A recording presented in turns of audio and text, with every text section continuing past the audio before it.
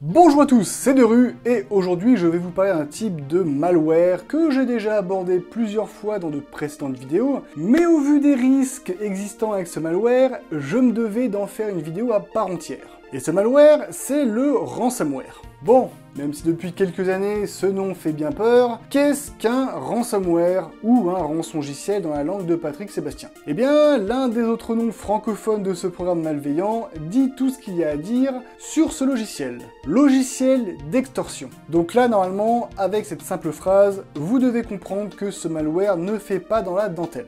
Mais comment ça fonctionne? Et comment un programme peut nous extorquer de l'argent?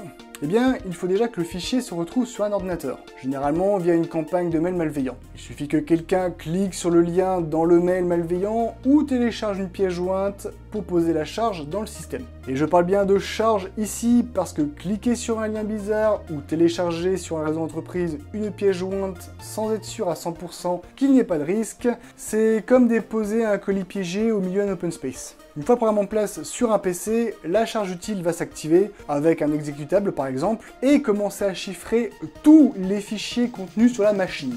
Et bien sûr, ça ne s'arrête pas là. Si c'est possible, le ransomware va se propager sur le réseau informatique et chiffrer toutes les machines possibles. De là, un message vous indique que vos données sont chiffrées et que si vous voulez obtenir la clé de déchiffrement, il faut passer à la caisse, et généralement en crypto-monnaie.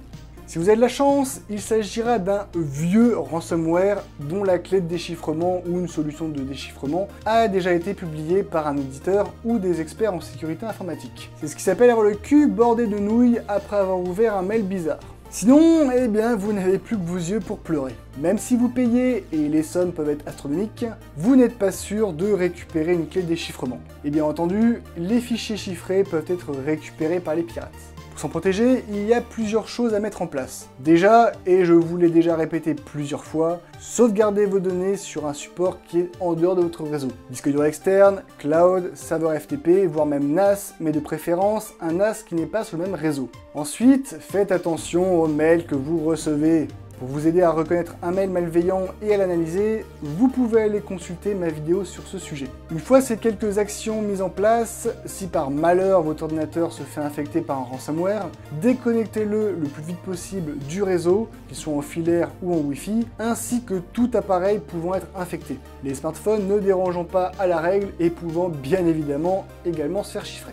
Pour finir, vous pouvez aller sur cybermalveillance.gouv.fr afin de signaler que vous êtes victime d'un acte de cybermalveillance. Un diagnostic vous sera proposé et si besoin, vous serez mis en relation avec des professionnels de la sécurité informatique. À titre d'information, afin que vous compreniez bien que les attaques par ransomware ne sont pas si rares que ça, on peut compter parmi les victimes Saint-Gobain, MMA, Rabot du Tilleul, Garmin, Orange Business Service, Colonial Pipeline, Ubisoft et encore bien d'autres.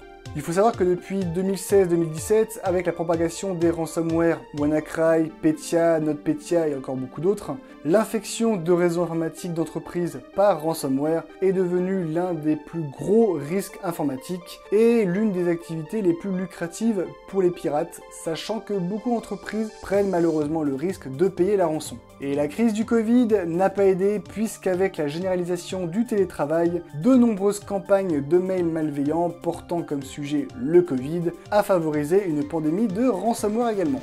J'espère que cette vidéo vous aura plu. Si c'est le cas, n'hésitez pas à cliquer sur le pouce bleu pour m'encourager dans mon travail. N'hésitez pas également à vous abonner pour témoigner de l'intérêt que vous portez à mes vidéos. Si le cœur vous en dit, vous pouvez laisser un commentaire si vous avez des remarques, des questions ou des suggestions de vidéos que vous aimeriez que j'aborde. Sur ce, je vous souhaite une très bonne nuit, très bonne soirée, très bonne journée. Et surtout, n'oubliez pas, la sécurité est l'affaire de tous. Ciao!